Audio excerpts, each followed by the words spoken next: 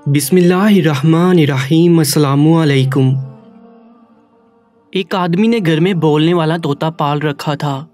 तोता अगरचे पिंजरे में बंद रहता था, फिर भी अपने मालिक से बहुत खुश और मालिक का वफादार था। इसकी वजह यह थी कि वो आदमी तोते का बहुत ज़्यादा ख्याल रखता था। दफ्तर जाने से पहले और वापस आकर सीधा अपने तोते के पास रुकता, उसको दाना पानी डालता और उससे मज़े मज़े की बातें करता था। तोता भी मालिक की गैर मौजूदगी में उदास रहता और मालिक के घर वापस आने पर बहुत खुश हो जाता था। कुछ वक्त गुजरा तो घर में बड़ी तब्दीली आ गई। उस आदमी ने शादी कर ली और अलग मकान में रहने लगा और जाते वक्त अपने तोते को भी साथ ले गया। तोता नए घर में पहले से ज़्यादा खुश रहने लगा था। तोते की खुशी की वजह उसकी नई खूबसूरत मालिकन थी, जो मालिक की गैर मौजूदगी में तोते का ख्याल रखती, उससे मीठी मीठी बातें करती थी। दरअसल तोते को वो खूबसूरत औरत ज़्यादा ही अच्छी लगने लगी थी। तोता मालिक की बीवी को देखकर सीटी बजाता तो वो खिलखिलाकर हंस पड़ती और तोता खुशी से निहाल हो जाता। अब तो वो अपने मालिक की जानिब कोई तवज्जो नहीं देता था, क्योंकि उससे बातें करने को वो खूबसूरत औरत सारा दिन घर होती थी।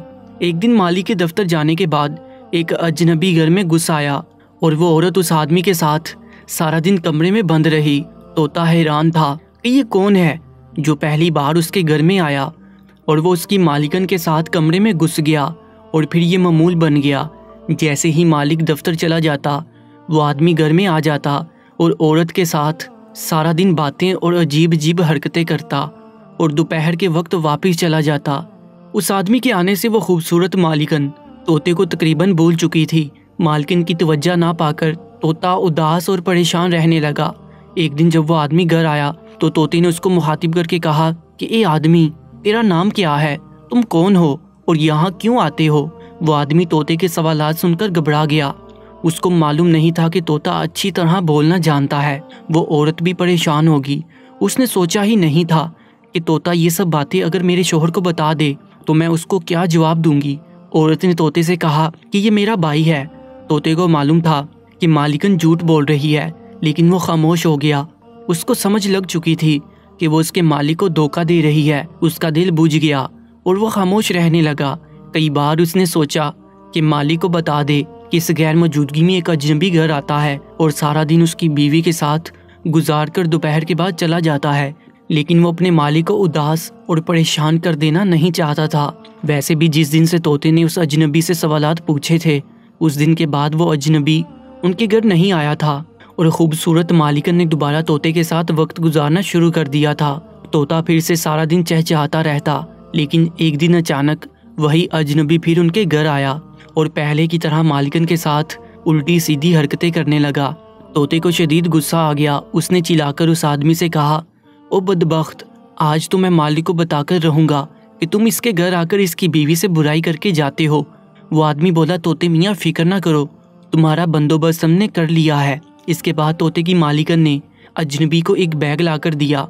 उसने तोते को पिंजरे से निकालकर बैग में डाल दिया। तोते ने बहुत शोर मचाया और मालिकन की मन्नतें की कि इसको छोड़ दें, लेकिन मालिकन ने उस अजनबी से कहा कि इस तोते को वीरान जगह ले जाकर मार दे।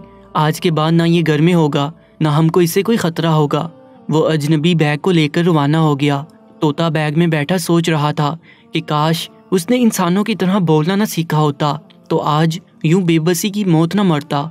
दरअसल तोते के मालिक की खूबसूरत बीवी बदकिरदार निकली थी। वो अपने शोहर के दफ्तर जाने के बाद अपने आशिक को घर बुलाकर मुंह काला करती थी। उसको याद न रहा कि घर में मौजूद तोता इंसान की तरह बोलना जानता है। जिस दिन तोते ने उस औरत के आशिक से सवाल किए तो औरत को खतरा महसूस हो गया कि ये तोता बहुत जल्द अपने मालिक को मेरी करतूत बताएगा। तो उसने अपने आशिक से मिलकर तोते को रास्ते से हटाने का फैसला कर लिया था। चलते चलते वो अजनबी जंगल में पहुंच गया। उसने तोते को बैग से निकाला और कहा कि हमारी तुमसे कोई दुश्मनी नहीं, मगर तुमको मारना मेरी मजबूरी है, वरना तुम हमारे मिलने का राज इस औरत के शोहर को जरूर बता देते। तोते ने अजनबी से कहा कि मैं खुद पिंजरे से आज़ादी चाहता था, अगर तुम मुझे आज़ाद कर दो तो मुझे क्या ज़रूरत है दोबारा कैद में जाने की। मैं इस जंगल में आज़ाद ज़िंदगी गुजारूंगा। आदमी को तोते की बात में वजन महसूस हुआ। उसने तोते को मारने की बजाय आज़ाद कर दिया और वापस चला गया। तोता वहाँ से उड़ा और अपने घर वापस पहुंचकर दरख्त पर छुपकर बैठ गया। शाम को उसका मालिक दफ्तर से वापस लौटा तो तोते को पिंजरे में मौजूद ना पाकर अपनी बीवी से पूछा तो बीवी ने झूठ बोल दिया कि उसने दाना डालने के लिए पिंजरा खोला। तोता झट से उड़ गया।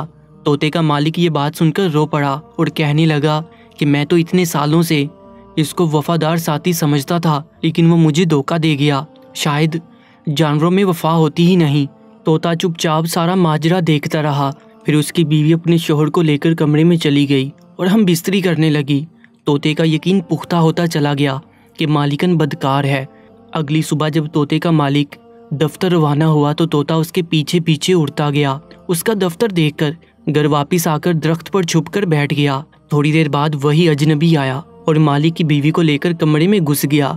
और जब तोते ने देखा कि दोनों बदकारी में मसरूफ हो गए तो वो तोता जल्दी से उड़ा और अपने मालिक के दफ्तर जाकर कमरे की खिड़की में बैठ गया। उस आदमी ने जब अपना तोता देखा तो हैरान रह गया। जल्दी से उठकर तोते के पास गया, लेकिन तोता उड़कर बाहर चला गया। आदमी पीछे पीछे और तोता आगे आगे जा रहा था। आदमी हर सूरत तोते को पकड़ना चाहता था, लेकिन वो हाथ नहीं आ रहा था। चलते चलते तोता अपने मालिक के घर की दीवार पर बैठ गया। आदमी बहुत खुश हुआ कि उसका तोता वापस अपने ही घर पहुंच गया है, लेकिन मसला ये था कि इसको पकड़ा कैसे जाए। आदमी तोते के पीछे ही अपने घर की दीवार पर चढ़ गया। तोता दीवार से उड़ा, सीधा कमरे के दरवाजे के पास जा बैठा। वो आदमी बाहर से उतरकर तोते के पीछे कमरे में दाखिल हुआ तो आगे जो मंजर उसको नजर आया उसको तोता भूल गया। उसकी जान से प्यारी बीवी काबिल इतराज हालत में बढ़ना लेटी हुई किसी अजनबी के साथ बिस्तर पर मौजूद थी। तोते ने अपने मालिक को सारा मंजर दिखाकर नमक खाने का हक अदा कर दिया था। आदमी ने अपनी बीवी को तलाक देकर घर से निकाल दिया। तोते ने उड़ान भरी और नजरों से ओझल हो गया, लेकिन जाने से पहले अपने मालिक को समझा गया था कि इंसानों से ज़्यादा वफादारी अब जानवरों और परिंदों में पाई जाती है। प्यारे दोस्तों, ऐसी ही सबकामूज़ वीडियोस के लिए Urdu story time YouTube channel को सब्सक्राइब कर लीजिएगा। अपना बहुत ज़्यादा ख्याल रखें। अल्लाह निगहबान।